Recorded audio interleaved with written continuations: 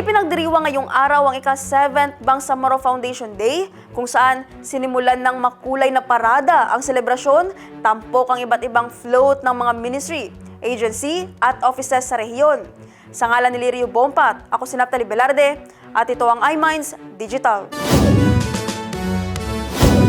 Makulay at masigla ang selebrasyon ng ika-7th anibersaryo ng Bangsamoro ngayong araw ng Martes, Enero 21. Lumahok ang mga empleyado mula sa iba't ibang ministeryo, tanggapan at attached agencies ng Bangsamoro Autonomous Region and Muslim Mindanao, kasama ang mga local government units at national agencies sa isang makulay na symbolic anniversary parade. Nagsimula ang parada sa Cotabato City Hall at nagtapos sa Bangsamoro Government Center na sinabayan ng makukulay na kasuotan, banderitas at sigla ng mga kalahok. Bitbit ang temang BARM 2026, simbolo ng pagkakaisa, alaala sa mga sakripisyo at pagpapatuloy ng mas matatag na Bangsamoro. Binigyang diin ng aktibidad ng kolektibong paninindigan ng pamahalaang Bangsamoro para sa pagkakaisa, pag-alaala sa mga sakripisyong pinagdaanan at pagpapatuloy ng hangaring makamit ang mga progresibo at mas matatag na rehiyon. We are reminded of the long road that brought us here. A road built with faith, courage, and sacrifice. Before the institutions, before the structures, there were the Mujahideen. They fought with conviction, guided by the belief that our people deserve peace, dignity, and self-determination. Without them, there would be no Bangsamoro. Their struggle laid the foundation of the government we now serve. This celebration is a remembrance of every life offered in the name of justice and every prayer whispered by families who longed for peace. Ang temang BARM 2026, simbolo ng pagkakaisa, alaala sa mga sakripisyo at pagpapatuloy ng matatag na Bangsamoro, ay sumasalalim sa tatlong mahahalagang dimensyon ng ating paglalakbay. Una, ang pagkakaisa na nagtitipon-tipon sa iba't ibang tribo, sektor, at paniniwala. Nagharap ngayong araw ng Lunes ang Committee on Amendments, Revision and Codification of Laws ng BTA Parliament, kung saan inaprubahan ng komite ang pag-alis ng none of the above o nota option sa mga balota para sa kauna-unahang parliamentary elections ng BARMM.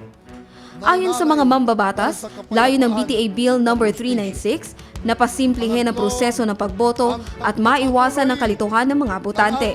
Ang pag-aproba ay bunsod ng serye ng consultations at isang roundtable discussion kasama ang mga concerned stakeholders. Sa ilalim ng committee-approved measure, ang Commission on Elections sa pamamagitan ng Bangsamoro Electoral Office ay aatasang irebisa ang official ballots upang tuluyang alisin ang nota option. Sa halip, pangalan ng mga kandidato at political parties na lamang ang makikita sa balota at obligado ang bawat partido na ipakita ang kanilang official logo.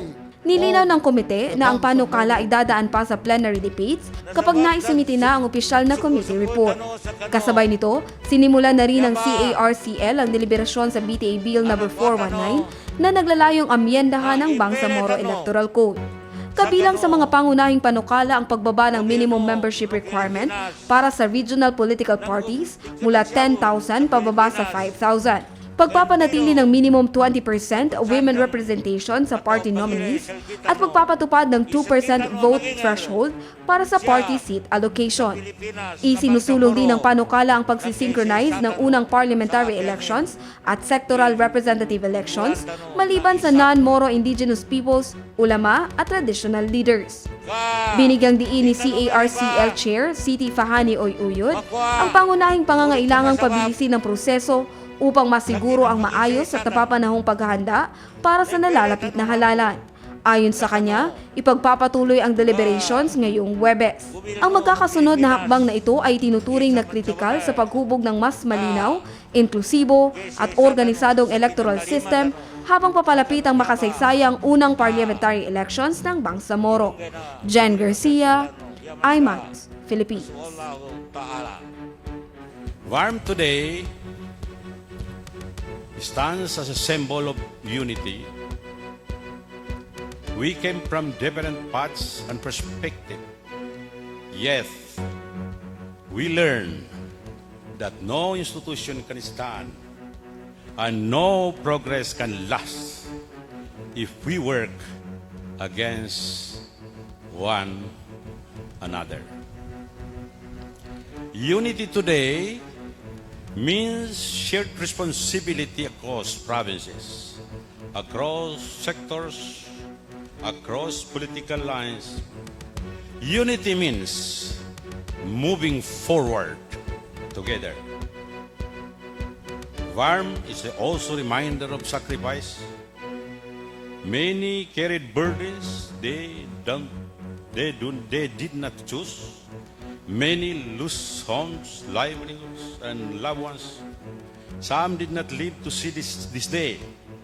We honor them not to retelling their pain, but by ensuring that their sacrifices lead to better, more just and Bangsamoro.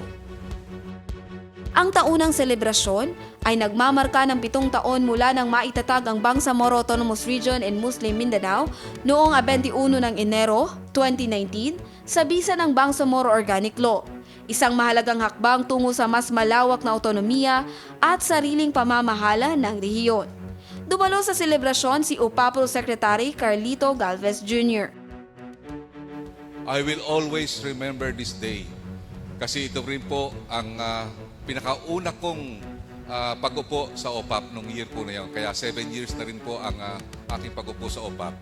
At ang unang binigay sa akin na directive ng ating mahal na presidente, sabi niya, by all means, manalo dapat ang yes at ma-establish natin ang VARM. Palakpakan po natin ang Bangsamoro. At pinagpala ang Bangsamoro at nanalo po ang yes ng mahigit na almost 99% vote. Karamihan nakita natin na ang ating mga kababayan ay nagsaya at nakita natin ang kanilang pagsusumikap na nagdaang negosasyon at ang nakita natin na matagal na legislasyon ng Bangsamoro Organic Law ay natupad na. Jen Garcia, IMAX, Philippines.